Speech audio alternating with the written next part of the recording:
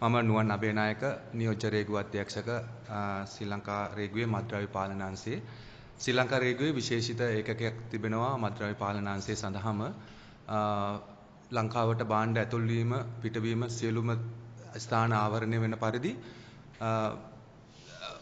සම්පූර්ණම පරීක්ෂා කිරීම සඳහා මත්ද්‍රව්‍ය පාලන අංශයේ නිලධාරීන් පැය 24 පුරාම රාජකාරියේ නිරතව සිටිනවා. ශ්‍රී ලංකා රේගුවේ මාධ්‍ය ප්‍රකාශකතුමා පවසා සිටි ආකාරයට මෙම වර්ෂයේ මෙම වැඩසටහන රටම එකට වැඩසටහන පටන් ගත්ත දිනේ සිට මේ වර්ෂයේ අද වෙනකන් අපි අත්අඩංගුවට ගැනීම 55ක් සිදු කරලා තිබෙනවා. සම්පූර්ණ මත්ද්‍රව්‍ය අත්අඩංගුවට ගැනීම 396ක් සිදු කරලා තිබෙනවා. මෙය ගිය වර්ෂයේ අපි සම්පූර්ණම වර්ෂයේටම අත්අඩංගුවට ගැනීම සිදු කරා 127ක් කේසස්. ඒ වගේම එයින් මත්ද්‍රව්‍ය කිලෝ ග්‍රෑම් 435ක අත්අඩංගුවට ගැනීමක් කරලා තිබෙනවා. දැන් අපිට පෙනී යන කාරණේ තමයි දැන් මේ අවුරුද්දේ තාම අවුරුද්දේ භාගයක් වගේ කාලයක් ගිහිල්ලා තියෙන්නේ. ඒ කාලය තුලදී ඒ සමානම ප්‍රමාණයක්, ඒ කියන්නේ ඒක ආසන්නයට එන ප්‍රමාණයකට මත්ද්‍රව්‍ය ප්‍රමාණයක් අත්අඩංගුවට ගැනීම කරලා තියෙනවා. කෙනෙකුට හිතෙන්න පුළුවන් මත්ද්‍රව්‍ය ලංකාවට එන එක වැඩි වෙලාද නැත්නම් මේ නිලධාරීන්ගේ තියෙන දක්ෂතාවය සහ නිලධාරීන් පාවිච්චි කරන තාක්ෂණීය ක්‍රමවේද සහ මේ වැඩසටහනේ ප්‍රගතියක් නිසා මේ දේ සිදු වුණාද? මම නම් හිතන්නේ අපි දිගටම මේ රාජකාරී කරගෙන ගියා. නිලධාරීන් කාරණා තුනක් යටතේ රාජකාරිය නිරත වෙනවා. එකක් තමයි රිස්ක් මැනේජ්මන්ට් කියන ටූල් එක අපි පාවිච්චි කරනවා සියලුම පැසෙන්ජර්ස්ලා සහ භාණ්ඩ ලංකාවට ඇතුල් වෙන සියලුම භාණ්ඩ සර්වෙලන්ස් කරන්න. අනිත් එක තමයි නිලධාරීන්ගේ හැකියාව. තුන්වෙනි කාරණේ තමයි තාක්ෂණය. මේ ගිය අවුරුද්දේ වගේ කාලය තුල අපි ශ්‍රී ලංකා රේගුව විශාල ආයෝජනයක් කළා තාක්ෂණය ඉහළ නංවීම සඳහා. ගුවන්තොටුපළේ පාවිච්චි කරන ස්කෑනර්ස් යන්ත්‍ර සියල්ලම වගේ යාවත්කාලින කරා. ඒ වගේම බොඩි ස්කෑනර් එකක් අලුතෙන් ඉන්ස්ටෝල් කරා එයාපෝට් එකේදී. ඒ පාවිච්චි කරපු තාක්ෂණයේ තියෙන දක්ෂතාවය, පාවිච්චි කරපු තාක්ෂණයේ තියෙන හැකියාව නිසාම සමහර කන්සීල්මන්ට්, ඒ කියන්නේ ඩ්‍රග්ස් ස්මග්ලර්ස්ලා පාවිච්චි කරපු සමහර කන්සීල්මන්ට් අත්අඩංගුවට ගැනීමට අපිට හැකියාව ලැබුණා. එතකොට මම හිතනවා අත්අඩංගුවට ගැනීමක් සිද්ධ වෙන නම් කාරණා අපි 100ක් විදිහට හිතුවොත් 50 30 20 කියන කාරණා යටතේ රිස්ක් මැනේජ්මන්ට් එකට අපි 50 බර තබනවා. නිලධාරීන්ගේ හැකියාව 30ක් එඩියට අපි බර තබනවා. සහ තාක්ෂණයේ 20ක්.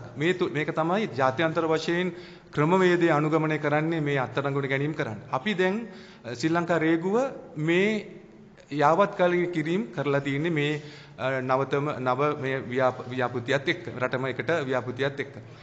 එමෙන්ම මෑත කාලයේදී ගිය සතියේ දෙක වගේ කාලයේදී අපි හඳුනාගත්තා මේ කුඩා කියන්නේ වයස අඩු පිරිස මේ මත්ද්‍රව්‍ය ජාවාරණ සඳහා යොදව ගන්නවා. ඒ වගේම විශේෂිත වූ ලෙඩ සහිත පුද්ගලයන්, ඒ කියන්නේ නිලධාරීන් ඒ පුද්ගලයන් අත්අඩංගුවට ගැනීම සිදු කරන විට ඒකට එක්ස්පෝස් වෙනවා. ඒ කියන්නේ දැන් අපි ගිය සතියේ අත්අඩංගුවට ගත්ත එක සැකකරුවෙකුට HIV වැළදී තිබුණා. ඒගොල්ලෝ ජීවිතය පිළිබඳ සම්පූර්ණයෙන්ම බලාපොරොත්තු අතහැරලා මේ වගේ ක්‍රියාවන් වලට නිරත වෙනවා. ඉතින් අපි දකිනවා ඒ වගේ ට්‍රෙන්ඩ් එකක් දැන් තියෙනවා. ඒ කියන්නේ තෝරගන්න ඒගොල්ලෝ හිතනවා ඇති ඊටාම පහසුවෙන් මේ නිලධාරීන්ව නොමග යවමින් මේම මත්ද්‍රව්‍යයේ මේ වගේ කුඩා ළමුන් හරි කුඩා වයස අඩු පිරිස හරි වයස වැඩි විශේෂ ආබාධිත පිරිස අය අතර හරි එවනවා ඇවිල්ලා මේක ලංකාවේ පිටපන් කරන්න පුළුවන් කියලා. හැබැයි අපි පාවිච්චි කරන ක්‍රමවේදය මම ඉස්සෙල්ලා සඳහන් කළා වගේ නව ක්‍රමවේදය යටතේ අපි මේගොල්ලොත් එක්ක මේගොල්ලන්ව අපි පික් කරනවා එයාපෝට් එකේදී. එමෙන්ම ශ්‍රී ලංකා රේගුව නිරතුරුවම ජාත්‍යන්තර සම්බන්ධතාවත් එක්ක වැඩ කරන්නේ. අපි වැඩ කරනවා අපි මව් ආයතනය වන World Customs Organization එක, UNODC එක, INCB ඒ වගේ මත්ද්‍රව්‍ය සම්බන්ධයෙන් විශේෂ වූ ආයතත් එක්ක අපි ඉන්ටෙලිජන්ස් ෂෙයා කරගන්නවා.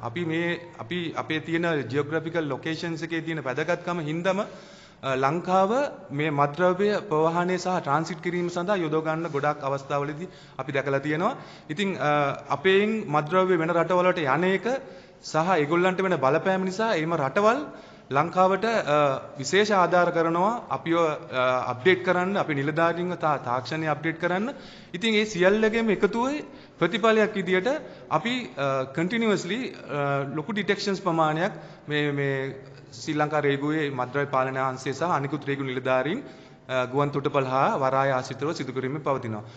මෙතනදී විශේෂයෙන් සඳහන් කරන්න ඕනේ මේ මෑත කාලයේදී අපිට මත්ද්‍රව්‍ය ලැබෙන එක බීවරයක් ඕපන් වුණා තායිලන්තයේ ආශ්‍රය මුල් කරගෙන ඔබතුමාලා දන්නවා ඇති අර විශේෂ ඔය භික්ෂුන් වහන්සේලා කීප දෙනෙක්ම තායිලන්තයේ සිට පැමිණ මත්ද්‍රව්‍ය වගේක් රැගෙන ආවා. ඒ වගේ ගොඩාක් අය විසිට් වීසා වලට තායිලන්තයට පිට වෙනවා ගිහිල්ලි ඉවරලා එතනදී හඳුනා ගන්න එක එක පුද්ගලයන්ගේ මාර්ගයෙන් ඒගොල්ලන්ට ලබා දෙන බෑග්ස් අරගෙන එනවා ඒගොල්ලෝ මේ මත්ද්‍රව්‍ය ගැන කිසිම දැනීමක් නැතුව. ඉතින් මම හිතනවා මේ වැඩසටහන අපිට හොඳ අවස්ථාවක් මේ පණිවිඩය මහජනතාව ලබා දෙන්න.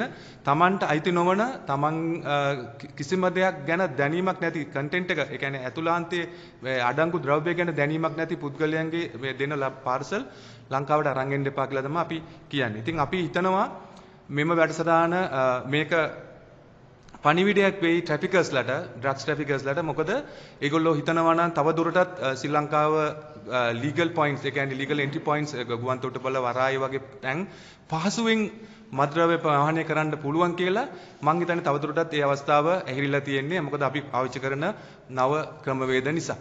ඉතින් මම අපිට ගොඩක් චැලෙන්ජස් තියෙනවා අපිට ටෙක්නොලොජි එක අපේ තව අප්ග්‍රේඩේෂන් එකට යන්න ඕනේ.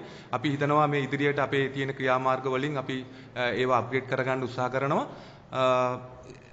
ඒක තමයි අපිට මේ අවස්ථාවේදී ශ්‍රී ලංකා රේගුවේ මත්ද්‍රව්‍ය පාලනාංශයේ විදියට ජනතාවට ලබා දෙන්න තියෙන පණිවිඩය.